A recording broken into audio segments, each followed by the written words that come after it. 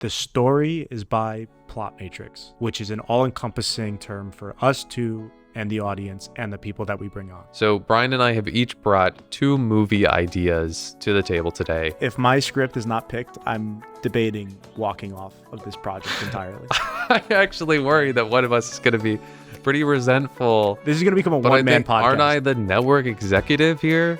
No. No. You're the writer's room assistant.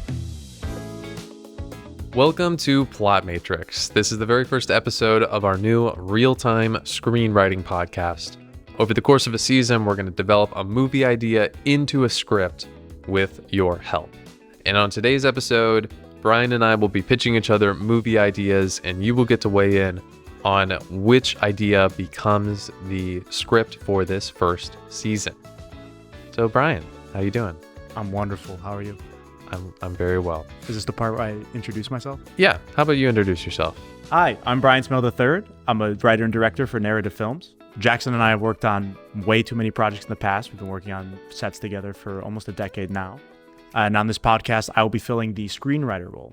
And Jackson will be helping me develop the story, but I'll be the one who goes home and actually puts pen to page for every single part of this script. Doing the actual hard work, and then I get to show up on the podcast and give you my notes. Well, that's how our careers have gone so far. I do all the work. What's the power dynamic here? We haven't really figured that out. I think it should be like 90% me in charge, and then like 10% you just kind of hang out. But I have veto over everything. Sure. Or I feel like I do. I'm going to squeeze you out eventually, but yeah. This is going to become a one-man podcast. Aren't I the network executive here? No. You're the PA. You're the writer's room assistant. Well, I am also playing the role of the actual host of the podcast. So with that responsibility, let me explain a little more about how today is going to operate. So Brian and I have each brought 2 movie ideas to the table today. We have what are called log lines, which are basically just a short description of the movie idea. We're going to take 10 minutes per pitch to discuss characters and conflict and basically how viable it is to actually spend a whole season writing that movie. And over the course of the season, we're going to use a lot of terms that are frequently utilized in screenwriting, but we just want to make the distinction now that we are not an educational podcast. We'll definitely provide some definitions for the more casual viewer, but we're by no means the letter of the law. We're just here to have fun and hopefully write an entertaining story for all of you at home. And if we're not having fun in the writing process, then the movie's not going to be fun. If we're not having conversations about our life experience, then we're not going to have a good, authentic script. So we imagine doing a lot of interactive things throughout the season to make it really more about just us being in the writer's room. So we went to film school. We have film professors we can have on, but also just our other peers and colleagues. And inviting you into the process as well. We're going to have script downloads available. We're going to have polls. We're going to have call-ins, and just try to make this a collaborative process. But really, the podcast and having fun here is the priority. At a certain point, it'll be really fun to have casting for our characters, so we can have famous actors in mind for the different roles. Looking at locations, looking at little set pieces, just the assets that bring a story truly to life before it even hits the screen. Mm-hmm. Previs, we have someone who does storyboarding, so we'll probably do some storyboarding of a script, and we think that the season finale will be a produced table read of the finished script with actors playing all the different characters. I think that's going to be one of the best aspects. Yeah. It's going to take this whole process of us having all of these abstract ideas. And even when we go throughout the season and read different scenes, it's not until you see it from start to finish that you finally understand the story. And that table read is really going to be really rewarding. I mean, it's going to bring the whole script and our characters to life. Because in an ideal world, either we would sell our script or we would get the funds to actually make the movie.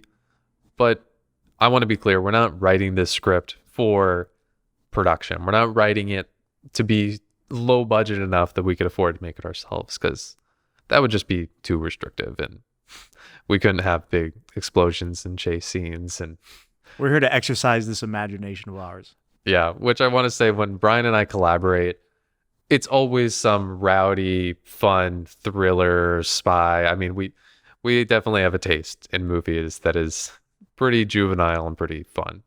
Which is also great in general because even though we have that connected taste, we have very different aspects of films in general that we like to pursue. And I think that's reflected in our backgrounds and in the work that we do outside of this podcast. You being an outdoor cinematographer, you definitely like to include more natural elements. Whereas for me, being, and I have to work this in there, I'm from Connecticut. I'm an East Coaster. Yeah, I had to find a way to put that in there. You knew it was coming. If you get to play the Connecticut card, then I get to play the vegan card, because as long as you mention you're from the East Coast before I say that I'm vegan, then I don't, yeah, no apologies. That's totally fair. I'm willing to concede that. But being from the East Coast, the personalities, the people inspire me and influence everything that I do. So I'm much more of a dialogue heavy writer.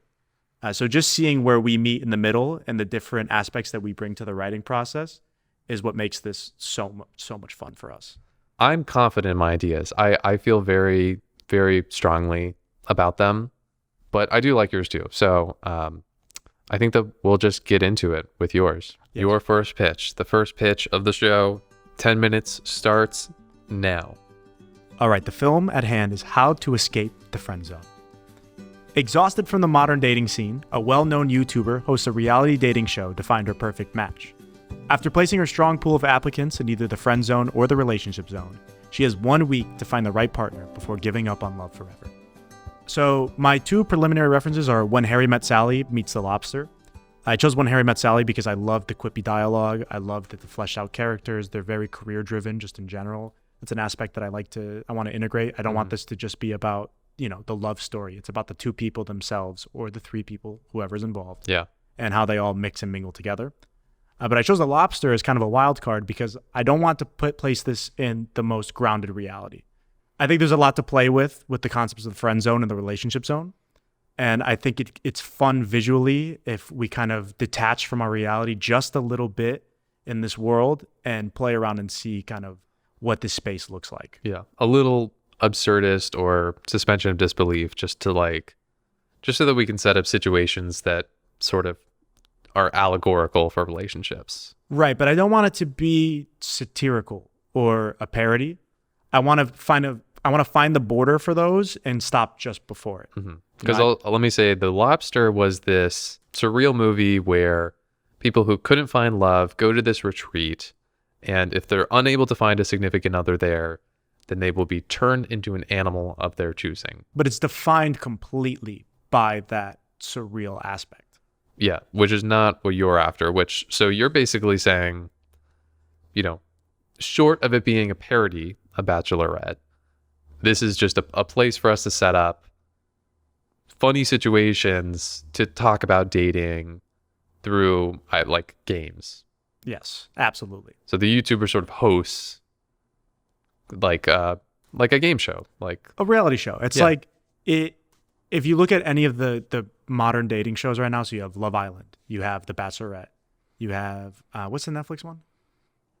Too Hot to Handle. I don't know. It's like they're all similar, right? Where it's these people are doing events, they're doing challenges. Oh, Love is Blind. Love is Blind. Yeah. There's the one where people get married without knowing each other. Yeah. It's crazy. It's all, and I think this is the theme with both what we have at hand, but the shows as well. Everything's been gamified. Every aspect of dating, from the shows to the actual usage of dating apps itself, which I want to make the point, we're not villainizing dating apps. That's not the point of this. No. It's just a modern look at how dating feels right now in 2022, give or take 5 years. Yeah. On either side. And we're not satirizing the shows as much as we're using the format to talk about dating. Right. So, the reason I probably wouldn't come up with this idea, I've been out of the dating game for a long time. I have a long-term partner. And what's funny is that you just got out of the dating scene. You have your first girlfriend in a while. So your current girlfriend, do you guys start as friends? No. So that was the thing. We met through Hinge. And that, I think, gave me such a different perspective on dating in general, because I'd been one of those people who was like, no, absolutely under no circumstances will I meet somebody off a dating app. I don't want to have that be my story. And then while using the apps, I was like, I'll give them a little try. And while doing that, you start to feel like, oh man, there are so many people that I'm expected to interact with and talk with and just get the basic knowledge of who they are and decide whether or not I want to pursue this. And I think that's something to be explored on screen. It's just, okay. And that's the point of hosting the reality show, is imagining these people having an interview of sorts and seeing, okay, you have 5 minutes to tell me why I should even consider you as a possible suitor. Yeah. And what's nice is that because of how you set up the show, like, I think this is the thing for Love is Blind and the older dating shows too. With a show like that, you're basically setting it up to be commentary on physical appearance, right? But however we set up these different events or contestants, which are these fictional YouTube videos, that just gives us a structure to give commentary on any one thing, Right. If it's set up like a job interview with like, we're doing credit checks, then that's just a way to give commentary on like the role of financial stability in relationships.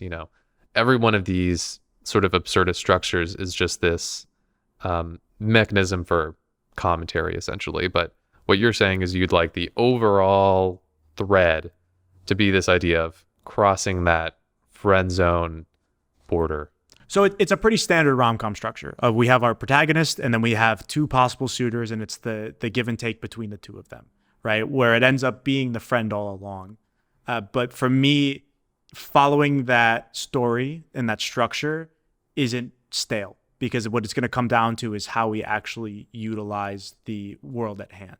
Yeah. And I think those videos and those moments are kind of our vehicle of making these little bits of commentary and trying new things with how even the entertainment landscape has shifted. YouTubers can run full competitions. I mean, you look at Mr. Beast, and he made his own Squid Game. Yeah. So I think it's not so far-fetched to think, oh, these people can make these super crazy productions to a similar value of network television, and within that still actually have human growth. Mm-hmm. And then I think it's worth saying that like the implication of picking this pitch, this movie idea for the podcast, would mean that a lot of what we're going to be doing is talking about dating, the people we bring on, talking about dating, coming up with funny situations, coming up with one-liners, that's the kind of thing that you could expect if you vote for this movie idea for the season. Absolutely. And that's pretty much time. Beautiful. So that's your pitch. Okay. That's my pitch. But now we lead into Jackson's idea, which was going to be in a completely different wheelhouse altogether. Yeah. Which I want to say, none of these ideas are going to be dry. That would just make the podcast too serious. Yeah. But yeah, my next idea is a much more dramatic take than that one. You ready? Yeah. Lay it out there. Starting my time now. All right, so this movie is titled The Last Resort. A lottery winner spends his last dollars to attend an isolated, ultra-high-end spa, hoping to find some meaning in life before losing his lavish lifestyle. But he finds himself conflicted when other wealthy visitors offer him a way back into the high life. And my reference is White Lotus meets Ex Machina, and it's a dramatic thriller. Okay, so I've never seen White Lotus. Can you give me like a 5-second summary of kind of the general feel of it? Yes. So it's by Mike White, who did School of Rock, stuff like that. So it was basically a COVID series. They all go to just one hotel. They never really leave the hotel for the purposes of production. But it's basically just all these different wealthy and non-wealthy people interacting in this resort. So it just follows a bunch of different characters, and it's really mostly a commentary on class. Okay. So that class aspect is like one of the main thematic elements we're trying to look at here. Yeah, class is definitely evident here. And then I say that it meets Ex Machina because, unlike White Lotus, which is basically just a fancy hotel, I would like the spa in question to have some like weird rich people rituals and elements and treatments and things like that. I want it to be about this relationship between wealth and wellness. this idea of like your physical, mental health. So people go to this spa to try to, yes, maybe detox, maybe try to reach peak physical performance, maybe trying to de-stress, trying to, get over a relationship or all kinds of different things. And we can have all these different characters that come to the spa for different reasons, but Different ages. yeah. So the casting's a little bit more, or excuse me, the cast is a little bit more ensemble in a way. We have our main protagonists that we follow, but it's all about the interactions with these very distinct personalities outside of that. I'm just interested in this idea of wellness, and wellness being a privilege, because it's more than just physical health and talking about healthcare. It's like the ability to have free time, and some wealthy people are not living a healthy, balanced lifestyle. And so I think that it's set up to have some commentary about, the capitalistic industry around wellness, which is ultimately a really human thing and should be a right. But setting it in this like ultra high end boutique spa with this main character lottery winner who's like, I imagine that they've like burned through all of their lottery winnings, and they kept spending money and weren't finding happiness. And because they're almost out of money, this is like their last ditch effort to spend their $200,000 to go try to like find some meaning before he has to just rejoin the working world. Yeah, so this character is not somebody of wealth. It's somebody who's found wealth in their lifetime and just thrown it all away. Yeah, almost a Beverly Hillbilly type character, Yeah. Not someone who like quite sticks out like a store. Not someone who quite Not someone who quite sticks out like a sore thumb in the high society, but there's this inherent tension between them and all the other guests who are fully embedded in the ultra high end lifestyle. But my thought is that the lottery winner goes into this with the idea that this is the last hurrah, and their objective is to like find what it all means, to try to like get enough satisfaction to like last him for the rest of his life. Because he's like, I'm never going to be wealthy again. I'm going to be cut out of this. But is surprised to find that the other residents there, or the other visitors, one might offer them a job. One might be running some sort of pyramid scheme and trying to pitch other people. And there's basically some opportunity there that could enable them to stay in that high-end lifestyle. And so they're going through this whole emotional process and thinking, was I happier before?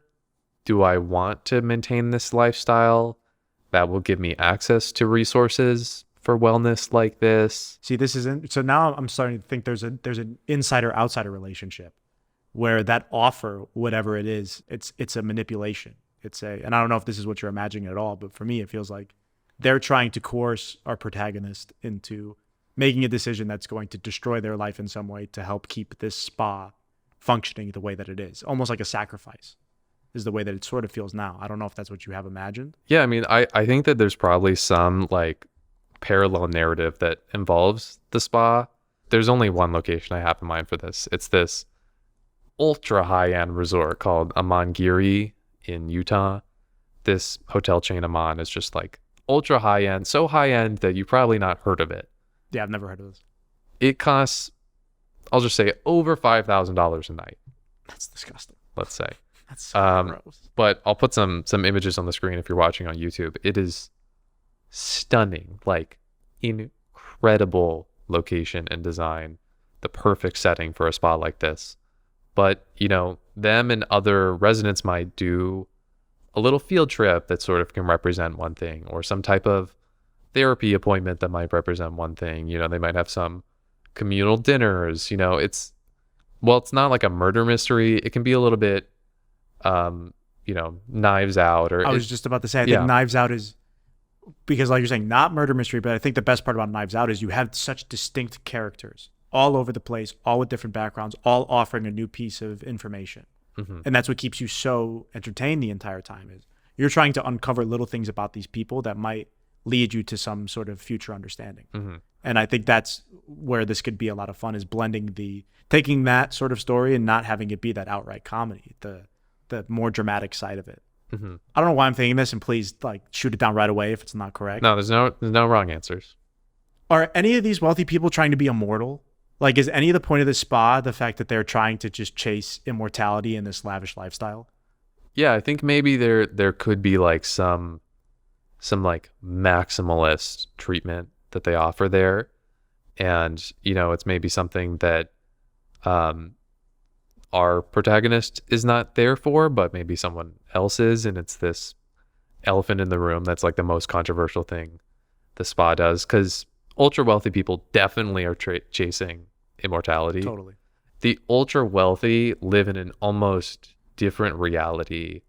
And so I don't want it quite as much of the tension between rich and poor. Like, I don't want there to just be some underpaid waiter that like just offers this other perspective. Totally. I want it to be using the world of the ultra rich as like this place to do the storytelling.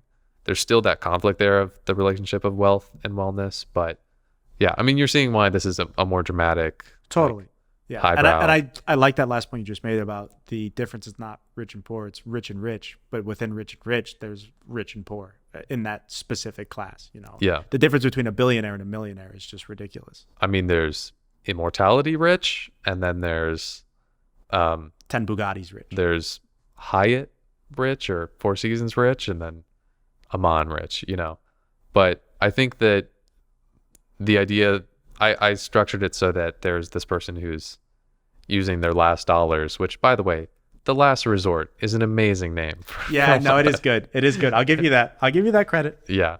But just because with this being their last hurrah, it just gives them that choice. It sets up a really clear choice for them to make. That's sort of can be the climax or whatever. Okay. And that is Time on The Last Resort. Great name.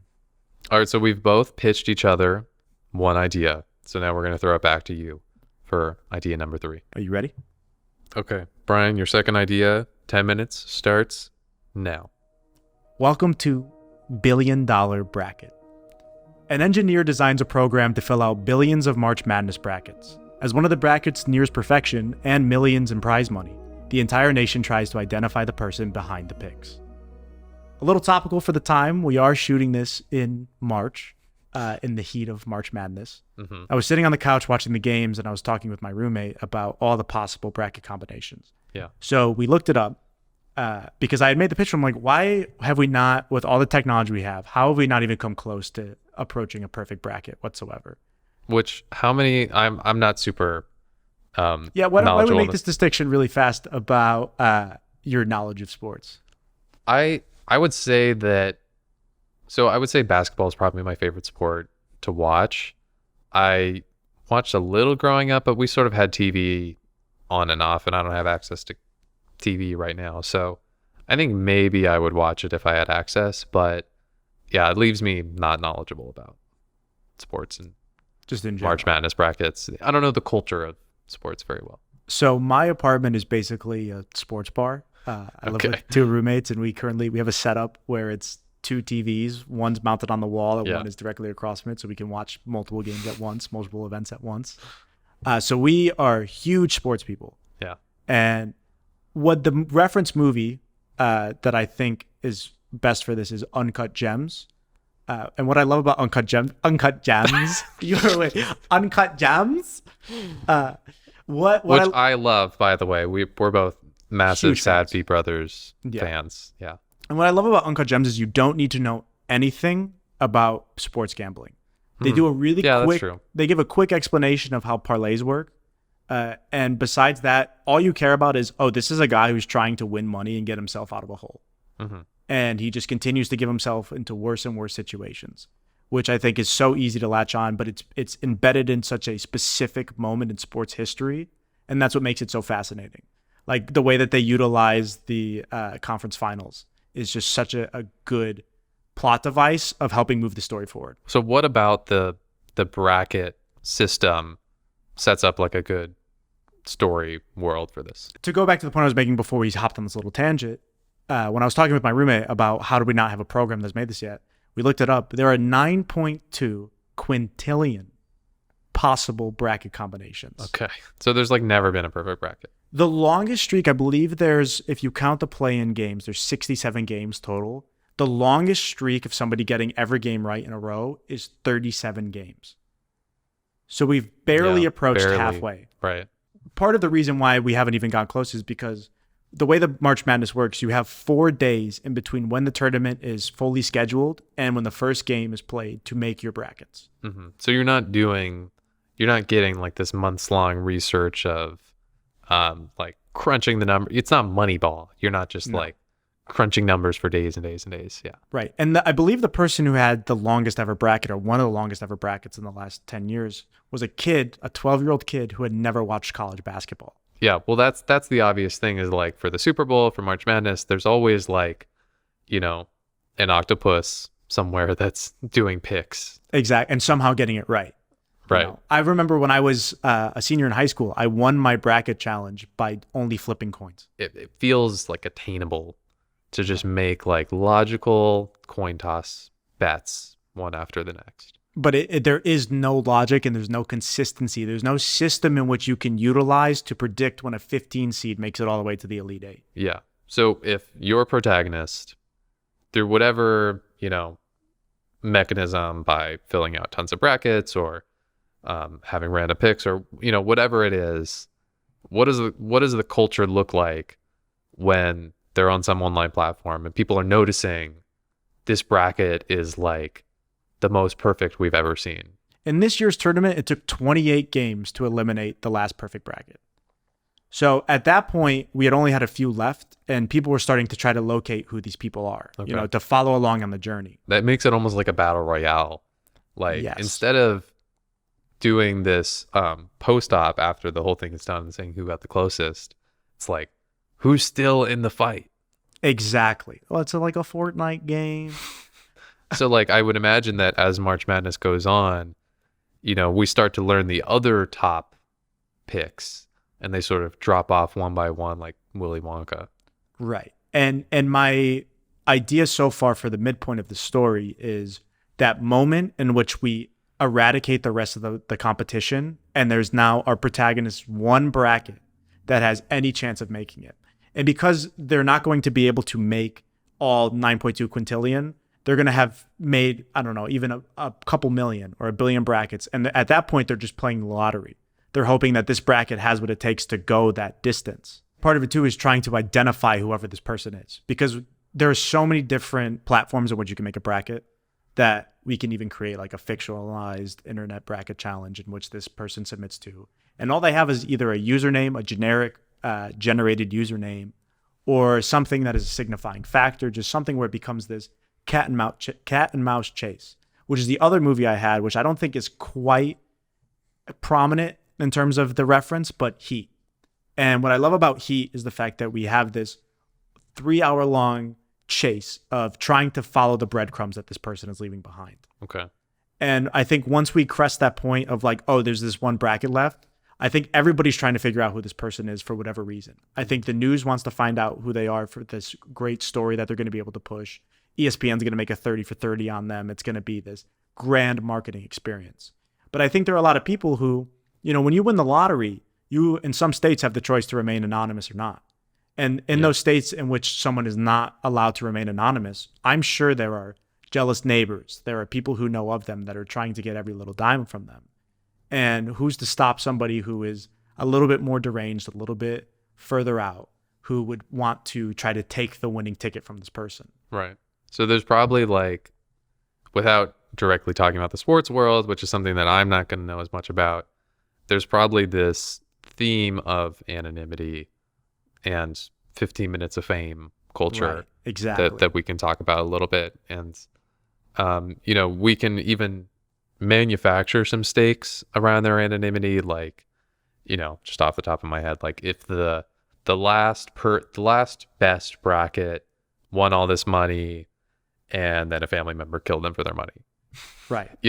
Which, without saying that was going to directly happen to them, it just creates like something in the back of your mind where protecting their anonymity is basically the conflict. It's this on the run feel, which is something I loved about Heat, and somewhat from Uncut Gems, but Uncut Gems really is about that sports thriller world. It's watching this uncover or unfold and hoping that you come out the winner. Yeah. So if we pick this idea, a lot of what we might be designing is this sort of close miss after close miss of them, running from people trying to either chase them down and reveal their identity or whatever.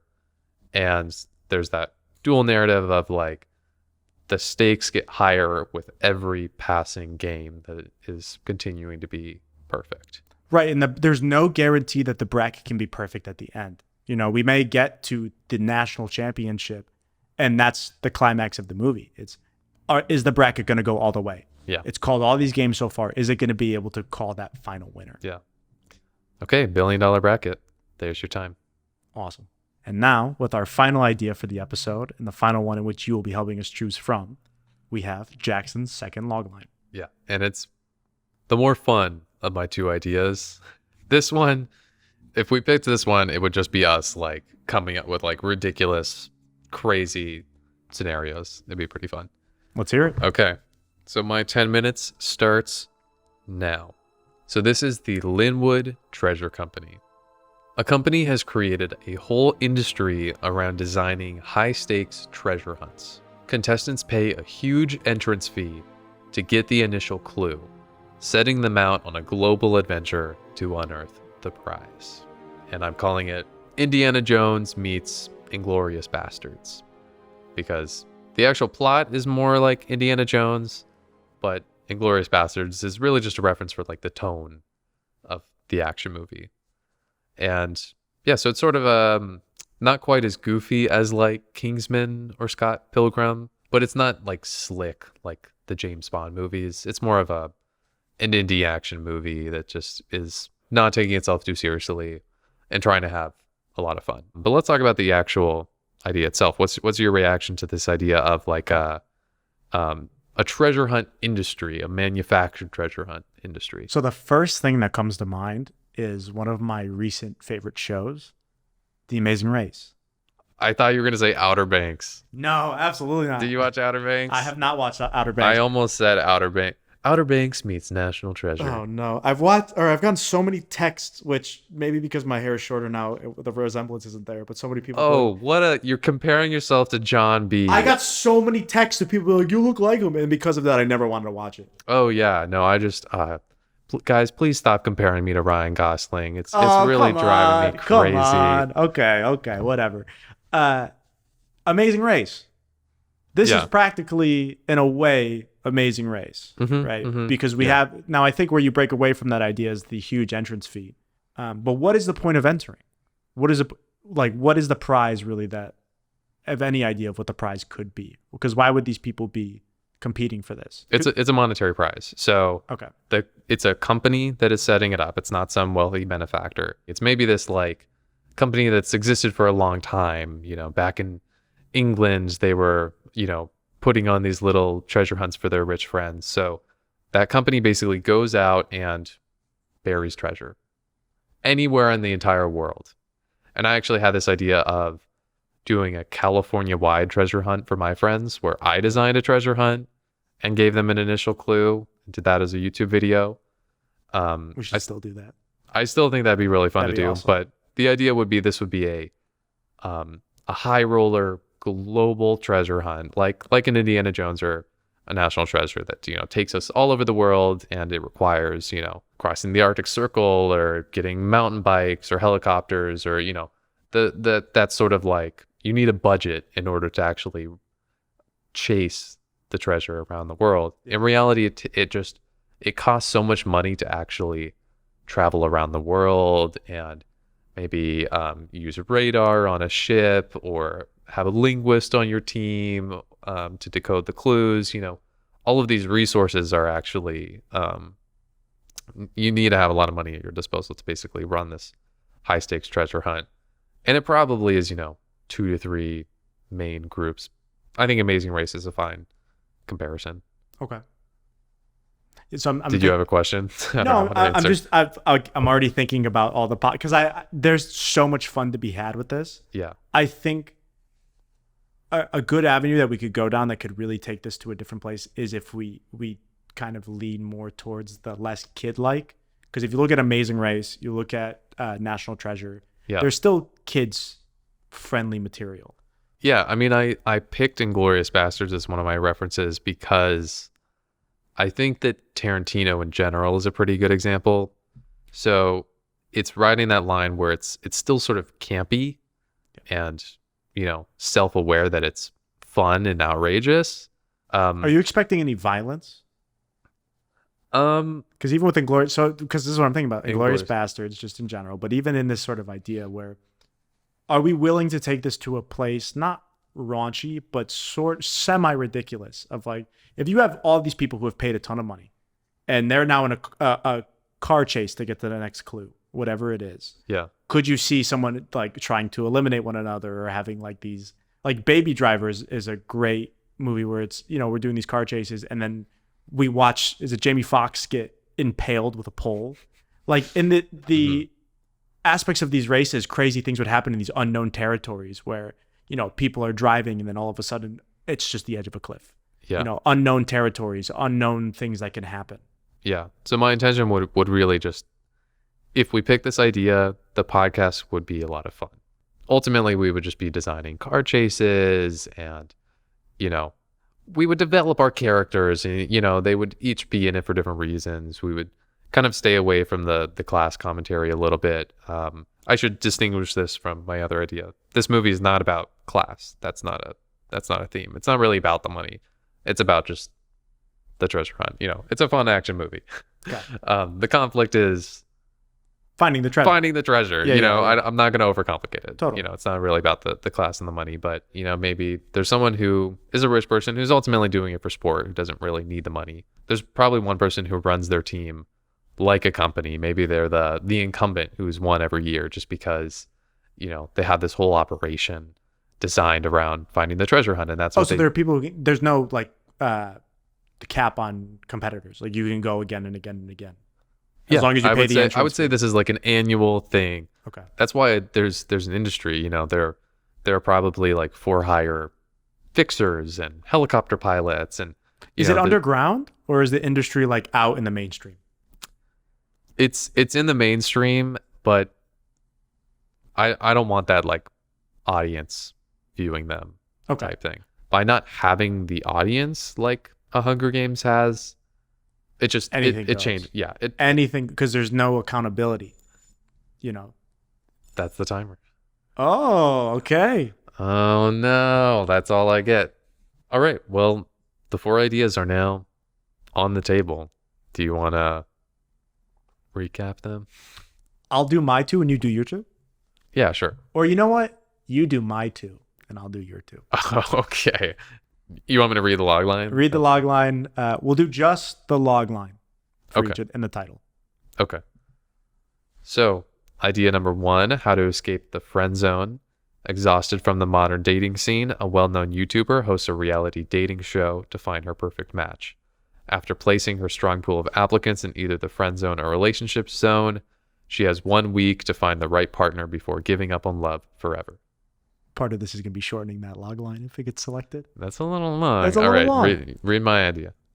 All right, now for Jackson's first log line, we have the last resort.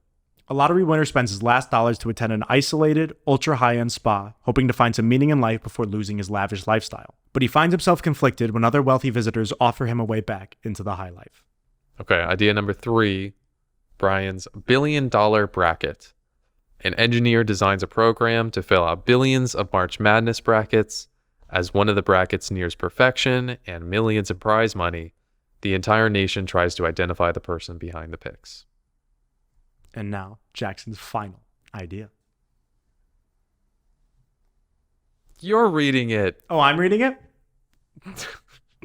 And now, the final idea for which you are going to be able to vote on. Linwood Treasure Co. A company has created a whole industry around designing high-stakes treasure hunts. Contestants pay a huge entrance fee to get the initial clue, setting them out on a global adventure to unearth the prize. Okay, there's the 4. I think, let me first ask, what's the favorite of your 2 ideas? See, Just so we can skew the poll. votes. I'm going to sound like a true parent here. No, love that's them. not I'm not fair. picking. Stop talking. I love them Stop. both equally. Stop. That's no fun at all. Okay. Here's the thing. Which would be better for the show? This is about the podcast. Yeah, it's about the content. It's about the product. I think personally, $1 billion bracket is probably better for us in terms of discussion, because I think we'll have an easier time laying out the plot structure. I think there's a more innate plot structure than compared to this other film. Yeah. I love How to Escape the Friend Zone because it's an idea I've had forever, and if I don't utilize it here, I'm gonna write it at some point. Yeah. Because I think there's a lot of merit to it, and I think it, at some point in my career and my everything I want to write, I do want to work a rom-com in there. But $1 billion bracket to me, I think, is gonna be the easiest for us to really make an intriguing, easily followable. And part of this, I think, is the fact that because you don't know the sports world and I know it very well, we're going to be able to make a general better product for the audience. Yeah. Because if we were just 2 big sports guys, then there'd be no way for us to be like, I wonder if somebody can latch onto this. But you at any moment could be like, no, this does not make sense to somebody who has no knowledge of it whatsoever. Yeah. Yeah. So then what's for yours? My favorite of, my 2 ideas. You can love them both equally. I won't. No, I don't. That's not fair. That's not fair. So between The Last Resort and Linwood Treasure, I'm obviously conflicted like you, but because Linwood Treasure would be just so fun, and I would be totally thrilled if it was picked. But at the end of the day, The Last Resort is like an A24 Alex Garland movie that I love. A24. Shut up. They're a distributor. Stop. But also, if they would like to work with us, I'm not going to say anything. Well, so yeah, I mean, The Last Resort is a movie that I would want to watch, and set in that location if I really had my way. Even though it's the most dramatic of our ideas, I feel some inspiration there, and I think that it would be, a really good script that we would end up with. So yeah, my pick of my 2 would be The Last Resort. All right, well, let me ask, what is your preference from my 2 ideas? I think depending on how far we take it, and this is not just so we can say we like all of them. Okay. I think Linwood Treasure Co. could be so much fun if we're really willing to go a little extreme. If we're willing to push the R rating and try some really interesting ideas. Because I think, one of my favorite comedies is The Nice Guys. And what makes The Nice Guys so good is there are so many ridiculous elements, and these characters are so excellently written in terms of their quips, their banter, that we get so many fun elements, but we also have some like disgusting, crazy violence. Yeah. Like that's a good reference. Yeah. I think that's another movie that comes straight to mind, of just like the way that they, when Ryan Gosling slides down the hill and he finds that mutilated body, and it's like the humor comes from just seeing that and the reaction to it, where we can get a lot of great physical performances if we really up the stakes at every moment. Yeah. Okay. So that's your pick. That's my pick. Linwood Treasure. Okay. Well, of your 2 ideas, this is so funny. I would say How to Escape the Friend Zone. Oh, we did the thing. We did the thing we have the opposite impression. Yep. Of our own ideas. Just How to Escape the Friend Zone. I mean, I think that it's, even though I agree that $1 billion bracket is like a more has a more built-in plot structure. I think that like co-opting the rom-com plot structure of it was the best friend the whole time is like not a bad place to start. And I don't think that we're going to be surprising anyone with that result. But I think that it could be pretty funny, and that we could invent the right things. And I think that everyone that we could have on our podcast would be able to engage with the idea of dating. Like it's a relatable thing that everyone we have on could weigh in on. And I'm just so excited to get these ideas out there because, the reason I was so excited for this show was I often participate in these sort of fandom discussions after a show is coming out. And it's pretty simple. It's what if you could take that fandom discussion and move it forward to the writer's room to have this sort of crowdsourced conversation about characters and themes. But those conversations actually inform the decisions the characters make and everything that happens. I think that it could be a really interesting end product, but just that process is also just going to be a lot of fun. And even though that you and I are at the helm here, our big hope is that people join and follow along and read the scripts and participate, because that's really central to the idea. So my ideal goal is that the story is by Plot Matrix, which is an all-encompassing term for us two and the audience and the people that we bring on. Now it is on to you, the audience, to help us actually decide which story idea that we're going to pick and we're all going to create as a whole. Is this a competition? Yeah.